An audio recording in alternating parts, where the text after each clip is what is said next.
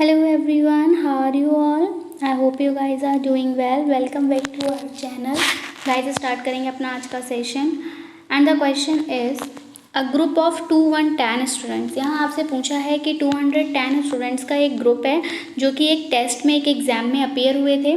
ठीक है, तो अगर हम बात करें इन 210 स्टूडेंट्स में से आपका जो 1/3 स्टूडेंट रहेंगे यहाँ पर, वो उनका जो मीन पाया गया था वो 60 पाया गया था।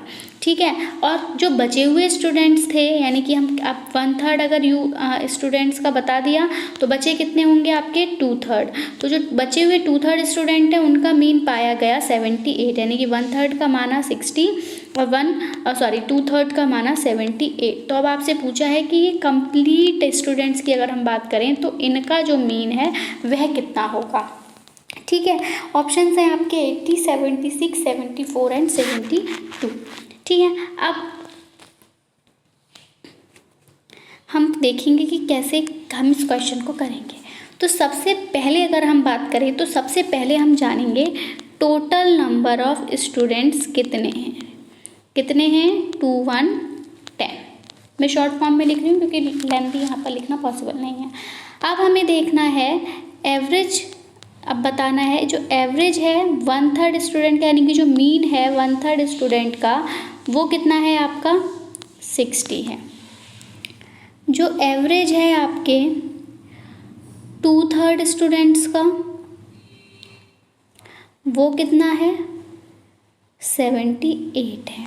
ठीक है, अब आपको यहाँ पर फॉर्मूला यूज़ करना है कि जो आप ओवरऑल एवरेज, यानी कि जो होल ग्रुप का जो आप मीन निकालोगे, होल मीन जो आप निकालोगे, उसके लिए आपको एक फॉर्मूला यूज़ करना पड़ेगा जो कि है आपका कि टोटल स्कोर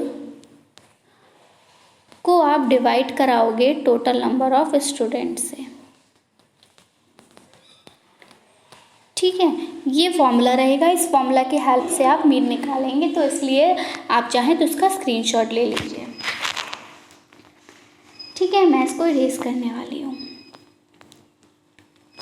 अब देखिए, ये तो फॉर्मूला था। अब हम देखेंगे कि अगर हम टोटल स्टूडेंट्स हमारे 210 थे तो इसका 1/3 कितना होगा। तो आपको क्या करना है 1/3 इसका निकालना है आपको।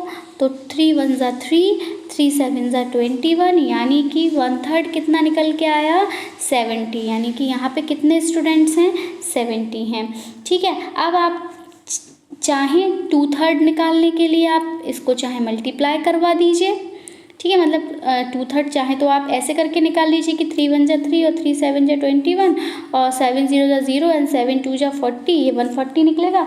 और आप अगर चाहें तो आप ऐसे भी कर सकते हो। जब आपको 210 में से पता चल गया कि 1/3 70 है तो आप माइनस करा के भी करवा सकते हो, तब भी आपका आंसर सेम आएगा। ठीक है, तो अब आपने यहाँ पर स्टूडेंट्स का पता लगा लिया कितने कितने हैं। अब हम एवरेज निकालेंगे। तो अब आप जब इनका ओवरऑल एवरेज निकालोगे, यानी कि आप टोटल मीन निकालोगे, तो मैंने जो फॉर्मूला बताया आप उसको यूज़ करोगे। क्या था टोटल स्कोर और डिवाइडेड बाय टोटल स्टूडेंट्स। तो टोटल स्कोर कैसे निकलेगा, आपके स्टूडेंट्स जो 70 थे उनका मीन कितना था 60 था, वहीं जो 140 थे उनका मीन कितना था 78 था। ठीक है, इसका आप डिवाइड करवा रहे हो 210 से, यही कर रहे हो ना। तो अभी हम ऐसा कर लेते हैं कि इनमें हम कोई कॉमन ले सकते हैं क्या, बिल्कुल ले सकते हैं। 70 कॉमन है, 70 एंड 72 जा 140।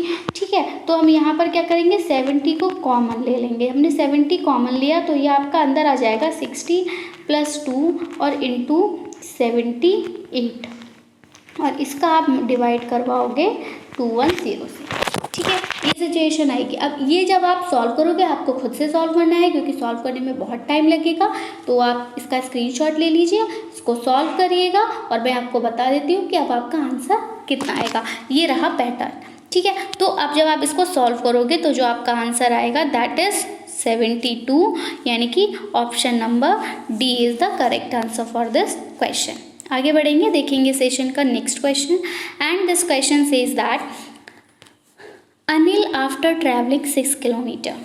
अनिल जो है 6 किलोमीटर ट्रैवल करने के बाद towards east from his house, मतलब अपने घर से ईस्ट की तरफ 6 किलोमीटर चलने के बाद रियलाइज़ करते हैं कि वो जो है वो गलत डायरेक्शन में जा रहे हैं। Right turn and travel 12 kilometre towards. आप क्या करते हैं, मुड़ जाते हैं, टर्न हो जाते हैं और 12 किलोमीटर तक वेस्ट में जाते हैं। फिर से आप क्या करते हैं, फिर आप राइट में टर्न करते हैं और 8 किलोमीटर जो है वो 8 किलोमीटर चलते हैं और ऑफिस पहुंचते हैं। तो जो स्ट्रेट डिस्टेंस रहेगा ऑफिस का घर से वो कितना रहेगा। तो हम काफ़ी बार डिस्कस कर चुके हैं, ऐसे बस डायग्राम बनाना है, हमको कुछ नहीं करना। तो हम क्या करेंगे, एक आपका वही डायरेक्शन का डायग्राम बनाएंगे। सभी को पता है कि यहाँ पर डायरेक्शन को अगर हम नेम दें तो क्या देंगे, ये है हमारा वेस्ट, ये है हमारा ईस्ट, ये है हमारा साउथ और ये है हमारा नॉर्थ। अब उन्होंने सबसे पहले चलना कहाँ स्टार्ट किया था, तो सबसे पहले वो किधर की तरफ चले हैं, ईस्ट की तरफ चले हैं अपने घर से। ठीक है, तो ईस्ट इधर इस डायरेक्शन में है, तो हम क्या करेंगे, ईस्ट की तरफ चले हैं तो इसको हम ओ मान लेते हैं, इस वाले पॉइंट को। अब इधर को चले वो कितना, 6 किलोमीटर। ठीक है, ये हमने एफ पॉइंट मान लिया। आगे बढ़ेंगे। अब उन्हें यहाँ जाके रियलाइज़ हुआ था कि हम गलत चल रहे हैं। ठीक है, तो अब वो वापस मुड़े थे, है ना। तो अब वापस मुड़े तो अब वेस्ट की तरफ, तो अब क्या होंगे, वापस आएंगे इधर। तो कितना फिर से चले, 6 किलोमीटर अगेन। ठीक है, इतना वापस आए। अब उन्होंने देखा ये घर था उनका, ठीक है, वो जो पॉइंट, इसको हमने मान लिया ये 6 किलोमीटर, यानी कि ये मान लो, हम बी मान लेते हैं। अब क्या था, वो अब किधर की तरफ टर्न हो रहे हैं, अब वो टर्न हो रहे हैं राइट की तरफ और 8 किलोमीटर जा रहे हैं। राइट कहाँ टर्न होंगे, ये ऊपर जाएंगे। और यहाँ इन्होंने कितना करा, 8 किलोमीटर। ठीक है, तो अब आपको ऑफिस, और अब 8 किलोमीटर चले और उसके बाद ये अपने घर पहुँच जाते हैं। ठीक है, यहाँ पर अब 8 किलोमीटर चले और अब ये क्या करेंगे, घर की तरफ पहुंच जाएंगे। ठीक है, यहाँ पर 12 किलोमीटर, जो आप कंफ्यूज हो रहे होंगे ना, मैंने 6 किलोमीटर क्यों लिखा, वो इसलिए लिखा है क्योंकि अब इन्होंने 12 किलोमीटर ये चले थे जब ये वेस्ट की तरफ मुड़े थे। तो 6 किलोमीटर तो ये वापस अपने घर तक आए होंगे और फिर वापस इधर गए होंगे, तो डिस्टेंस तो 12 किलोमीटर का ही हो गया। ठीक है, इसलिए 6 का रखा है। तो अब ये 8 किलोमीटर राइट की तरफ जब चले गए तो यहाँ ये अपने ऑफिस पहुँच गए। अब ये जब अपने ऑफिस पहुँच गए तो अब आपको ये बताना है कि इनके ऑफिस से घर का डिस्टेंस बताना है। तो ये ऑफिस है, ये इनका घर है, तो आपको ये वाला डिस्टेंस ही तो बताना होगा। इसको हम ए मान लेते हैं, यही करेंगे ना। तो ये डायग्राम जब आपका बन जाएगा, स्क्रीनशॉट ले लीजिए, थोड़ा मैसी हो जाता है क्योंकि यहाँ पर स्पेस कम होती है और अच्छे से राइटिंग नहीं हो पाती। तो इस तरह का एक डायग्राम बन के आएगा। तो आपको कुछ भी नहीं करना, आपको ये वाला डिस्टेंस बताना है। तो आप क्या करोगे, हाइपोटेनस फार्मूला लगा के बस निकाल दोगे। बेस हमें दे रखा है, एल्टीट्यूड हमें दे रखा है, हाइपोटेनस हमें निकालना है। क्या करेंगे, यानी कि ओ ए हमें निकालना था, तो ओ ए का square is equals to O B का स्क्वायर, यही तो होता है हाइपोटेनस निकालने के लिए, एंड आपका ए बी का स्क्वायर। ठीक है, तो ओ बी का स्क्वायर कितना आएगा, 6 6 36, है ना। तो ये आपका 36 आ गया। ए बी का यानी कि 8, यानी कि 8 का कितना का 8 8 जा 64। ठीक है, इन दोनों को जब हम प्लस करेंगे तो कितना आएगा, इन दोनों को जब आपने प्लस किया तो आ गया आपका 100। ठीक है, तो O A square is equals to 100 आ गया। तो हमें जब ओ ए निकालना है तो क्या हो जाएगा, ये ओ ए की अगर हम बात करें तो O A is equals to कितना आएगा हमारा, 10 आ जाएगा। यानी कि the correct answer for this question is option number D, that is 10 kilometre. Any problem? चलिए आगे बढ़ेंगे। नेक्स्ट है the next term in the series. अब यहाँ पर आपको यहाँ पर सीरीज दी हुई है और आपसे पूछा है कि इनमें अगली टर्म क्या रहेगी इस सीरीज के लिए। ठीक है, तो देखिए सीरीज आपकी है, सीरीज को ऑब्जर्व कीजिए, P2E T5H F12 H27N। अब सबसे पहले ऐसा करते हैं, देखिए यहाँ पे अल्फ़ाबेट भी दे रखा है, हमें नंबर्स भी दे रखा है, दोनों के पैटर्न हमें अलग अलग देखने होंगे। तो सबसे पहले हम नंबर्स का पैटर्न देख लेते हैं कि नंबरिंग में क्या हो रहा है। देखिए 2 के बाद जब 5 होगा तो आप कैसे करेंगे, 2 × 2 + 1, यही रहता है 2 से 5 बनाने का तरीका। क्या हो जाएगा, 2 2 = 4 + 1 5। अब आपको 5 से 12 बनाना है, तो आप 5 पे ऐसा क्या करोगे, जो 12 होगा यही पैटर्न हमें चलाना है, तो हम क्या करेंगे 5 2 जा 10 हो जाएगा। अब 12 कराने के लिए क्या करेंगे 2 ऐड कर देंगे, 12 हो जाएगा। देखते हुए चलिएगा। अब हमें 12 से 27 बनाना है, तो आप जब आप 12 का 2 से मल्टीप्लाई कराएंगे तो ये आपका कितना हो जाएगा 24 हो जाएगा। चाहिए कितना हमें 27, तो 27 देने के लिए हमें इसमें क्या करा देंगे 3 को ऐड करा देंगे और ये आपका हो जाएगा 27। यानी कि अब आप समझ गए कि जो भी नंबर है उस नंबर का आपको मल्टीप्लाई कराना है 2 से और फिर उसकी मतलब 1 2 3 करके हम आगे बढ़ते जाएंगे, नंबरिंग उसमें ऐड कराते जाएंगे। ठीक है, तो आपका 27 हो गया। अब आप खुद सोच लो कि आप 27 का मल्टीप्लाई 2 से कराने के बाद कितना ऐड करवाओगे, यहाँ पर 4 ऐड कराओगे, तो कितना हो जाएगा, तो ये हो जाएगा आपका 27 2 जा कितना रहता है 54, 2 7 जा 14, 2 2 जा 4 1 5 and plus 4 is equals to 58। ठीक है, तो अब यहाँ से देख लीजिए, आपको फिर ज़रूरत ही नहीं कि आप अल्फ़ाबेट्स को देखें, लेकिन फिर भी मैं समझा दूंगी तो अब आप खुद समझ जाएंगे। 58 कहाँ आ रहा है, डी ऑप्शन में आ रहा है, इनकी यही ऑप्शन सही है। अब अल्फ़ाबेट का भी देख लीजिए एक बार कि बी के बाद आप देखो सी मिस हो गया था, यहाँ डी आ गया था, ऐसे ही यहाँ पर ई था तो यहाँ पर आपका एफ और जी मिस हो गया था और सीधे एच आ गया था। मतलब पहले वाले में 1 अल्फ़ाबेट मिस हो रहा है और दूसरे वाले में 2 अल्फ़ाबेट्स मिस हो रहे हैं। इस तरह से जब आप मिसिंग करोगे यहाँ पर तो एच के बाद आपका क्या आ जाएगा डायरेक्टली, एच के बाद आप किसको एच आई को मिस कर दोगे, जे आ जाएगा, है ना। उसी की तरह आप एन पे यहाँ पर आओगे तो ओ और पी को मिस कर दोगे तो आपका क्यू आ जाएगा। देखिए हो गया ना, तो option number D is the correct answer for this question. Question solve करने की ट्रिक होती है, अब आप पूरा ही अल्फ़ाबेट्स अगर सब कुछ चेक करते बहुत टाइम लगता, तो सबसे पहले नंबर चेक कर लीजिए और बस आप समझ जाएंगे आंसर क्या रहने वाला है। ठीक है, तो चलिए आगे बढ़ेंगे, देखेंगे सेशन का next question. And this question says that a party was held in which a grand mother. अब एक पार्टी हुई थी जिसमें कौन कौन था, एक ग्रैंड मदर थी, फादर थे, मदर थे, 4 सन थे यानी कि 4 बेटे थे और उनकी वाइफ थी। तो आप देखो जब 4 बेटे थे तो कितनी वाइफ होंगी, 4 ही वाइफ होंगी। ठीक है, अब इन लोगों का क्या था, इन लोगों के एक एक बेटा था चारों बेटों के, तो बेटे कितने हो गए 4। ठीक है, और दो बेटियां थी हर बेटे के, तो बेटे जब 4 थे तो 2 बेटियां होने से कितनी हो जाएंगी 8 हो जाएंगी। ठीक है, तो अब आप देख लीजिए, एक तो आपकी हो गई ग्रैंड मदर, फीमेल्स की बात हो रही है, तो एक हो गई आपकी ग्रैंड मदर, एक हो गई मदर, 4 वाइफ हो गई क्योंकि 4 बेटे हैं तो 4 वाइफ होंगी बिल्कुल, और डॉटर्स हमने निकाली थी तो 4 आपकी डॉटर्स हो गई। अब आप जब ऐड करोगे 1 + 1 + 4 + 8 डॉटर्स हो गई, है ना। तो कितना हो जाएगा 1 2 6 4 8 12 and 2 14. So the correct answer for this question is option number B, that is 14.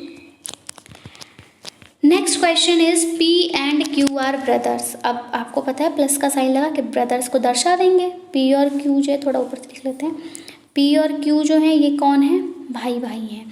ठीक है, दोनों ही मेल हैं जब आपस में भाई हैं तो। ठीक है, और बोला है कि R और S जो है वो सिस्टर से अलग मान लीजिए अभी आप। ठीक है, अगर P जो है वो ब्रदर है S का, देखो नहीं सॉरी, जो सन है P का, अब तो सन है तो यानी कि एक सीढ़ी नीचे एक पीढ़ी नीचे आ जाएंगे। तो यहाँ पर हम मान लीजिए कि कोई भी बेटा है P का, उसकी वो अगर S का भाई है, ठीक है, वो अगर S का भाई है तो वो जब S का भाई है और S और R दोनों बहनें थी तो यानी कि वो आपके R का भाई भी हो जाएगा। ठीक है, तो ये जो S R और एक दूसरा जो है ये क्या है, आपस में तीनों बच्चे हैं P के। ठीक है, आपसे पूछ लिया कि Q R से कैसे रिलेटेड है, तो वही मैं, अब आप यहाँ पे कुछ नहीं देखना, तो जब ये दोनों भाई भाई हैं और ये P के बच्चे हैं तो Q कौन हो जाएंगे, अंकल हो जाएंगे, कुछ नहीं करना। ठीक है, तो option number C is the correct answer for this question. I hope आपको आंसर क्लियर हुआ होगा। आगे बढ़ेंगे, देखेंगे सेशन का next question. This question is consider the argument given below. अब आपको यहाँ पर जो आर्ग्यूमेंट दिया है इसको आपको कंसीडर करना और फिर आपको आंसर बताना है कि ये आर्ग्यूमेंट बेसिकली है किस तरह का। यहाँ है कि pre employment testing of teachers is quite fair. जो प्री एम्प्लॉयमेंट होता है टीचर्स को टेस्ट करने का वो क्वाइट फेयर होता है, क्योंकि डॉक्टर्स, आर्किटेक्ट्स और इंजीनियर्स, ठीक है, जो कि एम्प्लॉयड होते हैं, have to face such a testing, उनको ऐसी टेस्टिंग का सामना करना पड़ता है। तो ये आर्ग्यूमेंट जो है वो किस तरह का आर्ग्यूमेंट है? So the correct answer for this question is option number B, ये आपका एनालॉजिकल आर्ग्यूमेंट है। नेक्स्ट है question number 32, among the following propositions two are related in such a way. यहाँ पर हमें जो प्रोपोजिशंस दिए हैं इनमें जो दो आर्क हैं वो आपस में इस तरह से रिलेट हैं कि they can both be true, ये तो दोनों ही सही हो सकते हैं, या फिर ये and they can not both be, ये दोनों सही तो हो सकते हैं लेकिन दोनों गलत नहीं होंगे, ठीक है। तो ऐसे कौन से प्रोपोजिशंस हैं, आपको करेक्ट कोड जो है वो यहाँ पर सिलेक्ट करना है। तो देखो यहाँ पर आपका आ जाएगा कि सम प्रीस्ट आर कनिंग, कुछ प्रीस्ट जो है वो आपके चालाक होते हैं, ये वाला सही जाएगा। नो प्रीस्ट, ऐसा तो नहीं है कि कोई भी पंडित जो है वो चालाक नहीं होता, या फिर सारे ही पंडित चालाक होते हैं, ये भी गलत है। लेकिन सम प्रीस्ट आर नॉट कनिंग, और कुछ जो है वो चालाक नहीं होते, ऐसे ही झोला छाप होते हैं। तो ये दोनों ऑप्शन आपके सही जाएंगे और कोड इसके लिए हमें मिल जाएगा option number D, A and D. Clear है? आगे बढ़ेंगे, देखेंगे सेशन का next question and this question says that a cluster of proposition with a structure that exhibits some interference is called। जो एक क्लस्टर है propositions का एक स्ट्रक्चर के साथ जो कि आपका कुछ इन्फरेंस को एग्जिबिट करता है, उसको आप क्या कहेंगे? तो बिल्कुल इन्फेरेंस की अगर बात आ रही है तो वो क्या है? आपका आर्ग्यूमेंट है, ऑप्शन नंबर बी। 34 क्वेश्चन में आपको यहाँ पर असर्शन और रीज़न दिया है और आपको यहाँ पर करेक्ट कोड जो है वो इसके लिए सिलेक्ट करना है। तो देखिए असर्शन में दिया है कि नो मैन इज़ परफेक्ट, कोई भी मैन परफेक्ट नहीं होता, ठीक है। और इसके रीज़न में ये दे दिया कि सम मैन आर नॉट परफेक्ट, कि कुछ मैन यहाँ पर परफेक्ट नहीं होते। तो जो आपका ऑप्शन है मतलब असर्शन और रीज़न में से आपकी कौन सी स्टेटमेंट सही है और कौन सी गलत है, ये आपको यहाँ से कोड से सिलेक्ट करना है, ठीक है। तो देखिए both A and are true, दोनों ही ए और टी, कुछ मैन परफेक्ट नहीं होते और सारे ही मैन परफेक्ट नहीं होते, लेकिन जो आर है वो ना आपको ए का जो है वो रीज़न नहीं है, ठीक है। So option number B is the correct, A is the correct answer for this question. A definition that has a meaning that is deliberately assigned to some symbol is called। अब एक ऐसी definition जिसका एक meaning होता है और उसमें क्या है, एक सिंबल भी उसको असाइन किया जाता है, ऐसी डेफिनेशन को क्या कहा जाता है? तो एक ऐसी डेफिनेशन जिसका मीनिंग भी है, जिसको एक सिंबल भी दिया जाता है, it is called stipulative. Question number 36 is if the propositions, अगर एक प्रोपोजिशन है कि नो मैन आर ऑनेस्ट, कोई भी आदमी जो है वो ईमानदार नहीं होता, इसको अगर गलत माना जाए तो कौन सा प्रोपोजिशन जो है यहाँ पर क्लेम कर सकता है कि वो सही है? All man are honest, some man are honest, some man are not honest and no honest person is man. तो ऐसा तो नहीं है कि कोई भी ईमानदार पर्सन इंसान आदमी नहीं होता, ऐसे कैसे हो सकता है? क्या आदमी ईमानदार, अगर कोई आपके साथ ईमानदारी कर देता है तो वो आदमी ही है ना, तो ये तो नहीं आ सकता, ये गलत हो जाएगा। कुछ मैन ऑनेस्ट नहीं होते हैं, ये भी नहीं है, होते भी हैं, ठीक है। सब मैन आर ऑनेस्ट, कुछ मैन ऑनेस्ट होते हैं, ये भी गलत हो जाएगा। तो सॉरी, ये तो सही है, सब मैन और ऑनेस्ट, क्योंकि ऑल मैन और सारे ही ऑनेस्ट हैं ऐसा ज़रूरी नहीं, तो ये ऑप्शन घटेगा। फिर option number B is the correct answer for this question. Next अब आपको यहाँ पर एक टेबल दी हुई है और इस टेबल की बेस पे आपको क्वेश्चंस करने हैं। आप टेबल का स्क्रीनशॉट ले लीजिए, मैं आपको क्वेश्चन के आंसर बता दूँगी, लेकिन उससे पहले आप क्वेश्चन को खुद से सॉल्व करेंगे, ठीक है। तो इलेक्ट्रिकल पावर प्रोडक्शन जो हुआ है कंट्री में, उसका यहाँ पर ये डेटा है पॉपुलेशन के साथ। तो आप देख लीजिए 1951 में 20 मिलियन पॉपुलेशन थी और इलेक्ट्रिकल पावर प्रोडक्शन जो था वो आपका 10 GW था, ग्राम वाट, ठीक है। 1961 में 21 पॉपुलेशन थी और इलेक्ट्रिसिटी का जो प्रोडक्शन था वो 20 ग्राम वाट था। तो इस तरह से अब आप इसका स्क्रीनशॉट ले लीजिए या फिर आप इन वैल्यूज़ को नोट कर लीजिए। ठीक है, अब हम क्वेश्चंस देख लेते हैं। तो जो पहला क्वेश्चन है वो ये है कि which decade registered the maximum growth rate percent of population. अब पॉपुलेशन का जो मैक्सिमम ग्रोथ रेट परसेंट रहा है वो किस डिकेड में रहा है, ठीक, किस सत्र में, मतलब कह सकते हैं हम किस दशक में रहा है। तो ये है आपका option number A, that is 1961 से 1971 के बीच। नेक्स्ट यहाँ पर बोला है कि average decadal growth rate percent जो रहेगा पॉपुलेशन का वो कितना है, तो that is 9.82%। Next question number 39, यहाँ पर आपको एवरेज डिकेडल ग्रोथ रेट की बेसिस पे ये बताना है कि व्हाट 2021 में पॉपुलेशन कितनी हो गई। ये प्रीवियस का क्वेश्चन है, तो 2021 में पॉपुलेशन पूछी गई है कितनी हो जाएगी। तो जो करेक्ट आंसर रहेगा दैट इज 38.49 मिलियन। फिर बोला है कि 1951 में क्या पावर अवेलेबिलिटी रहेगी पर पर्सन, रही थी, क्या थी। तो जो करेक्ट आंसर आएगा आपका दैट इज 500 वॉट।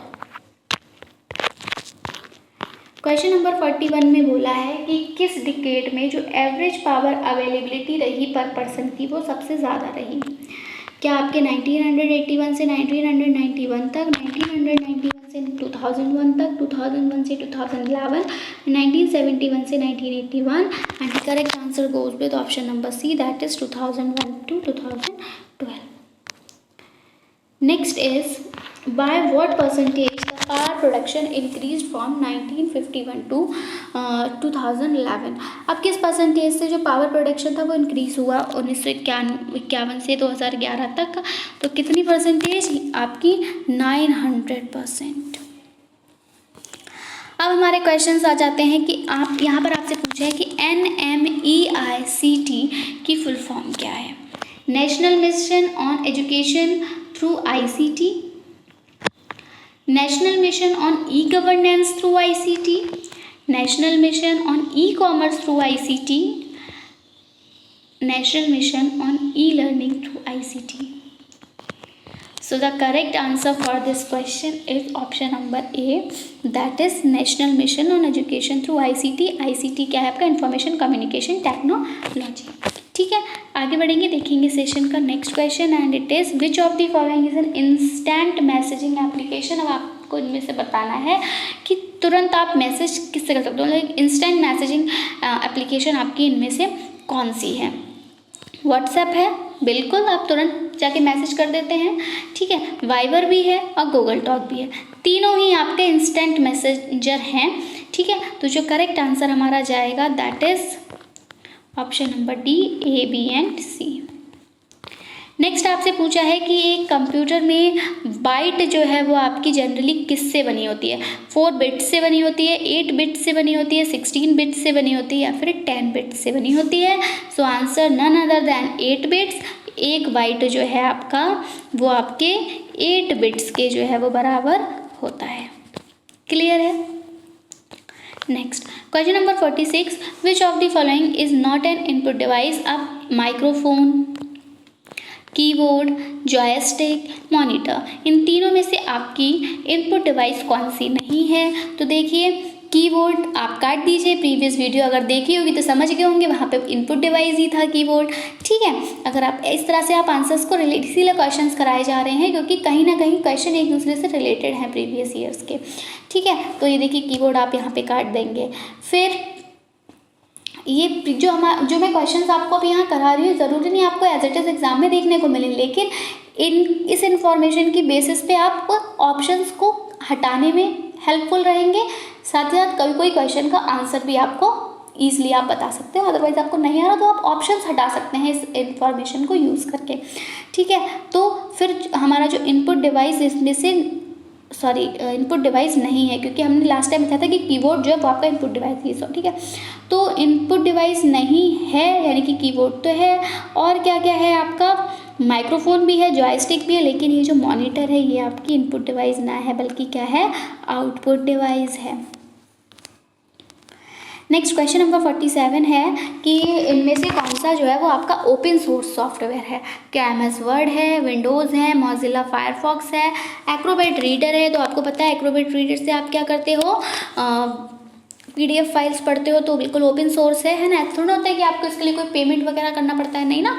और मोजिला फायरफॉक्स भी आपका ओपन सोर्स है, नहीं, मोजिला फायरफॉक्स आपका ओपन सोर्स नहीं है, बल्कि MS वर्ड और विंडोज़ आपके ओपन सोर्स सॉफ्टवेयर है। So option number C is the correct answer for this question. Next question number 48, which of the following enables us to send the same letter to different person in MS word.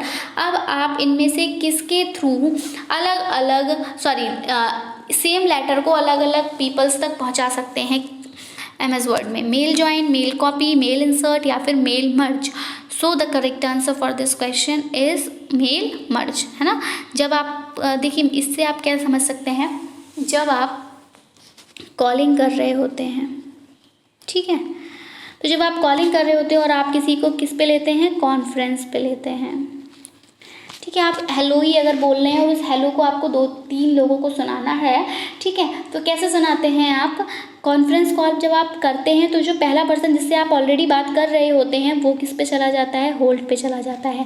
जब आपका जो second person जिसको आपने call लगाया था वो जब call receive कर लेता है तो वहाँ पर आपको मर्ज कॉल का ऑप्शन आता है। जब आप उस मर्ज पे क्लिक करते हैं तब तीनों लोग आप बात कर पाते हो। तो वही है कि जब आप सेम लेटर को, तब आपका जो हेलो है वो दोनों सुन पाएंगे। तो वही कि जब आप सेम लेटर को डिफरेंट पर्सन पर भेजेंगे MS वर्ड में तो आप वहाँ पर मेल मर्ज का जो है वह यूज़ करेंगे। क्वेश्चन नंबर 49 है कि इनसाइड रूरल होम्स। अब जो रूरल होम्स होते हैं उनके अंदर जो सोर्स या सोर्सेस होते हैं नाइट्रोजन के, ऑक्साइड पॉल्यूशन के, वो क्या होते हैं। तो ये जो पॉल्यूशन के सोर्सेस होते हैं बिल्कुल आपके अनवेंटेड जो है वो गैस स्टोव्स होते हैं, ठीक है, वहाँ से आपकी नाइट्रोजन ऑक्साइड निकलती है। वुड स्टोव्स होते हैं एंड आपके कैरोसिन हीटर्स होते हैं। तीनों ही जो है वो आपके सोर्स हैं नाइट्रोजन ऑक्साइड पॉल्यूशन के। And the correct answer is option number D, that is A, B and C।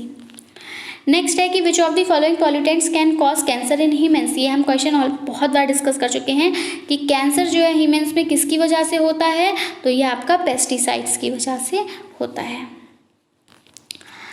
51, क्योंकि ओजोन की अगर हम बात करें तो इससे आपको कैटरेक्ट देखने को मिलता है, मोतियाबिंद, और आपको स्किन डिजीजेस, ठीक। नेक्स्ट है आपका असर्शन है कि people population control measure do not necessarily help in checking environmental degradation. और रीजन में कहा है कि relationship between population growth and environmental degradation is rather complex. And हमें बताना है कि क्या सही है। तो देखिए दोनों ही A और B जो है वो सही है और बिल्कुल R जो है वो यहाँ पर करेक्ट एक्सप्लेनेशन है A का। नेक्स्ट है आपका इनमें से कौन सा फेनोमेना जो है वो आपका नेचुरल हैज़ार्ड नहीं है। नेचुरल हैज़ार्ड देखिए, अब वो जो आपकी वाइल्ड फायर होती है, वाइल्ड फायर की अगर हम बात करें तो ये आपका नेचुरल हैज़ार्ड है, क्योंकि नेचुरली लगती है आपके टेम्परेचर, अर्थ का टेम्परेचर को इंक्रीज़ होने से, ठीक है। लाइटनिंग जो है वो भी आपका एक नेचुरल हैज़ार्ड है। लाइटनिंग जो आपकी बारिश के बाद में बिजली कड़कती है, दैट इज़, ठीक है, नेचुरली कड़कती है, उसे कोई कड़काता नहीं है। एंड लैंडस्लाइड जो आपके हो जाते हैं, भूस्खलन जिसे हम कहते हैं, तो वो भी आपका नेचुरली होता है। तो ये तीनों आपके नेचुरल हैज़ार्ड है। लेकिन जो केमिकल कंटेमिनेशन होता है ये आपका नेचुरल नहीं है। आप जो भी ये पेस्टिसाइड्स वगैरह का यूज़ करते हो उसके थ्रू होता है। तो जो केमिकल से कंटेमिनेशन होता है that is not a natural hazard. Option number D is the correct answer. As part of national climate change policy की अगर हम बात करें तो जो इंडियन गवर्नमेंट है वो प्लानिंग कर रहा है रिन्यूएबल एनर्जी की कैपेसिटी को बढ़ाने का 2030 तक कितना। तो ये क्वेश्चन आपका काफ़ी बार पूछा गया है एंड इट इज़ 350 ग्राम वाट। अब प्रेजेंट में अगर हम बात करें तो पर कैपिटा एनर्जी कंजम्पशन के अकॉर्डिंग जो आपका किलोवाट आवर पर ईयर रहेगा उसमें आपको करेक्ट सीक्वेंस बताना है कि किसका है, ठीक है। तो प्रेजेंट में बताना है, यानी कि आपका जो पेपर है 2015 का है तो उस टाइम के अकॉर्डिंग आपको बताना है। तो ये जो आपका रहेगा यहाँ जो करेक्ट आंसर है that is Russia, China, Brazil and India. Next is which of the following are objective of Rashtriya Shiksha अभियान। और राष्ट्रीय शिक्षा अभियान के इनमें से कौन से ऑब्जेक्टिव हैं? तो to improve the overall quantity of state institution, बिल्कुल। To ensure adequate availability of quality faculty, yes. And to create new institution through upgradation of existing autonomous college, yes. And to downgrade universities with poor infrastructure, no. So A, B and C is the correct, and it is here in option number B. Next is the grounds on which discrimination is in admission to education institution is constitutionally prohibited are। किस जगह पे आप admission के लिए मतलब restrict नहीं लगा सकते, डिस्क्रिमिनेट नहीं कर सकते, कोई डिस्क्रिमिनेशन नहीं लगा सकते। तो ये है आपका, आप रिलीजन की बेस पे, सेक्स की बेस पे, या फिर उन्होंने कहाँ पर जन्म लिया है इसकी बेस पे आप किसी का भी एडमिशन रोक नहीं सकते हो, ठीक है। तो नेशनलिटी की बेस पे आप रोक सकते हो, अगर कोई दूसरे नेशन से है और उसके पास मतलब उसके पास राष्ट्रीयता दूसरे देश की है तो यहाँ पर आपका A, B and C is the correct, and it is there in option number B।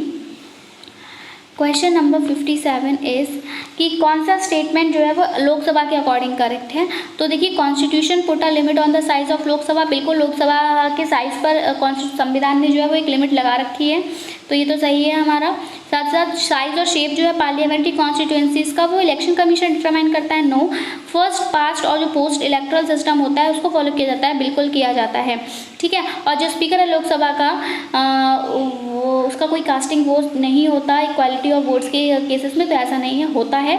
सो जो करेक्ट आंसर आपका जाएगा that is option number A and C, and हमें देखना है ये स्टेटमेंट कहाँ है, ऑप्शन नंबर A में है। नेक्स्ट जो पब्लिक ऑर्डर है as an item in the constitution, वो आपका किस में आता है? इंडियन लिस्ट में आता है, स्टेट लिस्ट में, कंकरेंट लिस्ट या residuary list, and the correct answer is state list. Public order आपके स्टेट लिस्ट में आते हैं। दूसरा जो टर्म है office of the advocate general of a state, वो क्या कितना होता है? 4 ईयर्स होता है, 5 ईयर्स होता है, 6 से होता है, 65 ईयर्स ऑफ एज का होता है, एंड नॉट फिक्स्ड है कुछ। सो जो ये है दैट इज नॉट फिक्स, इसको अभी कोई फिक्स वो नहीं मिला है। And the last question is कि इनमें से कौन सा स्टेट जो है इसका हाईएस्ट नंबर ऑफ सीट है लोकसभा में। तो लोकसभा की अगर हम बात करें तो वहाँ पर हमारे महाराष्ट्र स्टेट से सबसे ज़्यादा सीट्स हैं, ठीक है। आई होप सेशन पसंद आया होगा, वीडियो पसंद आया हो प्लीज़ इसको लाइक करें, शेयर करें अपने फ्रेंड्स में, ताकि उनको भी इसका बेनिफिट मिल सके। चैनल को सब्सक्राइब करें। That's it from my side, I will be coming back with some new important questions. Till then take care and bye bye. Thanks for watching, thanks, have a nice day.